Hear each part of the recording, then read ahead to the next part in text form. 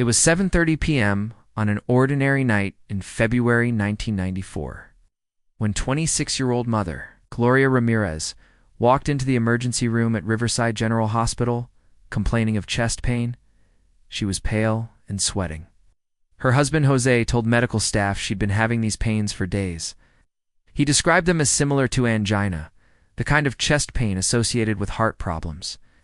As he spoke to the nurses, Gloria struggled to get a word out. Something was terribly wrong. Immediately after, she was put on a cardiac monitor and hooked up to an IV line. An electrocardiogram showed abnormal heart activity. The resident on call, Dr. Joseph Scott Morgan, diagnosed her with possible pulmonary edema, a condition where fluid fills the lungs. They admitted her right away and moved her to a hospital bed while they ran tests. Within minutes of being wheeled into the ER, 2 nurses collapsed unconscious. A third became nauseous. Dr. Morgan also felt unwell. At first he thought maybe it was his imagination, but then he started to convulse. It was 8:30 p.m. The entire staff huddled outside the emergency room doors, watching in horror as their colleagues fell down one after another. The hospital sounded an internal alarm, calling for assistance over the PA system. More nurses came running, only to collapse themselves. Medical staff who hadn't even been inside the room sickened and fainted at the door. Everyone was confused. What was happening? The air itself seemed to be turning deadly. Gloria's skin took on a strange, oily sheen. Her blood smelled like ammonia. And then she stopped breathing. Despite the best efforts of the physicians, Gloria Ramirez was pronounced dead at 8:55 p.m. 5 people were taken to the hospital by ambulances. 4 were released later that night. The 5th remained in critical condition. For the next several hours, the hospital was placed under quarantine. Rumors spread quickly through the community. People whispered about an unknown virus, a murder weapon that somehow poisoned the air. Even some medical professionals believed the hospital was hiding something more than a mysterious death. Was this an isolated incident? Had Gloria been carrying a deadly pathogen? Or was there something far more sinister at play? The following morning, the Riverside County Coroner's Office released a statement claiming Gloria had died from fumes produced by medication she had been self-administering. Gloria's husband Jose and her family disputed this. According to them, Gloria was taking medication for high blood pressure and an irregular heartbeat, neither of which would produce such violent reactions. Moreover, the sheriff's department had already confirmed she wasn't carrying any illegal substances. A full investigation was opened. Teams of hazmat specialists scoured the emergency room floor where Gloria had been treated, searching for traces of chemical warfare agents, illegal drugs, and any sign of foul play. They found nothing. Without answers, the official report closed the case. But several doctors who worked that night in the emergency room weren't so sure. They claimed they'd never seen anything like it. Experts would later claim the number of people incapacitated in such a short time frame pointed to a powerful neurotoxin. There simply wasn't enough time for symptoms to develop gradually, yet despite all the evidence, no one could say what exactly was responsible for the sickness. One doctor hypothesized that Gloria might have been carrying a rare strain of botulism toxin in her blood. Botulism is a rare but severe illness caused by a neurotoxin produced by the bacterium Clostridium botulinum. Symptoms include slurred speech, muscle weakness, and paralysis. That particular hypothesis was quickly discarded, if that had been the case. Everyone who had come into contact with Mrs. Ramirez should have shown symptoms immediately instead of waiting up to 24 hours.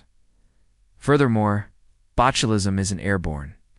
So how did the sickness spread so quickly throughout the hospital? Another explanation posited that maybe the whole thing was a mass psychogenic illness, basically mass hysteria. People seeing others fall down assumed they were contagious and succumbed to anxiety themselves. However, this didn't account for the fact that 4 people had to be taken to the hospital. Years went on, and the case grew colder and colder until suddenly in 2007, the story was picked back up. CBS News aired a segment discussing the case. They spoke to survivors who detailed what happened that night. Nurse Diana Yarbrough was one of the first people to enter the emergency room after Gloria arrived. She noticed a strong chemical odor. Shortly after attending to Mrs. Ramirez, she too passed out. "It was horrible," Yarbrough said. I remember putting my hand up like this to shield myself from whatever it was that I thought was coming toward me. I can remember thinking, oh my God, I'm not getting up. Then everything went black. Dr. Lawrence Birnbaum was one of the few who tried to help the patients without succumbing to the mysterious illness. We just don't know what we're dealing with here, he told the news. There are so many people involved. We've got to get them out of here. The doctors brought in an infrared thermometer, checked the temperature of their patients, and discovered they were all running a fever, including those who hadn't yet shown any symptoms. This ruled out mass psychogenic illness. If they were all feverish, that meant they were all genuinely sick. So what else could have caused such chaos? Well, one person who might have an answer is Dr. Robert Glatter, an emergency medicine physician at Lenox Hill Hospital in New York City.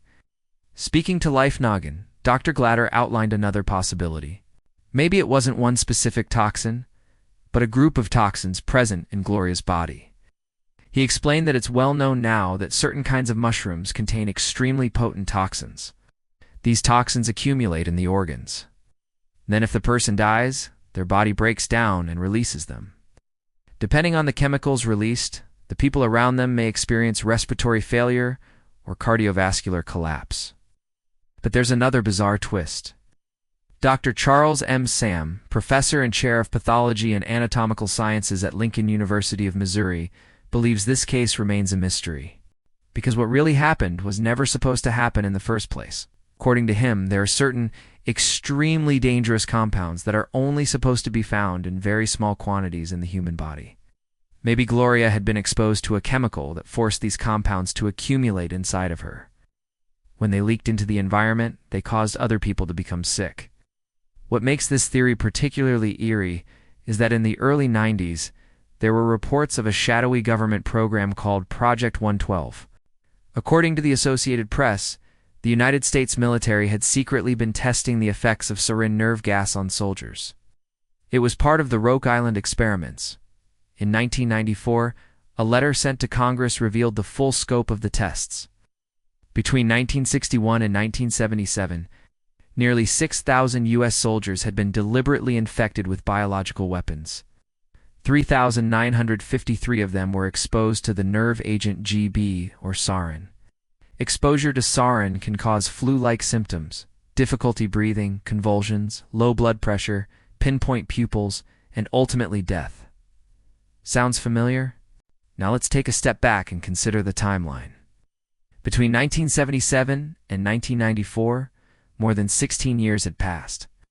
During that time, sarin can break down and become undetectable.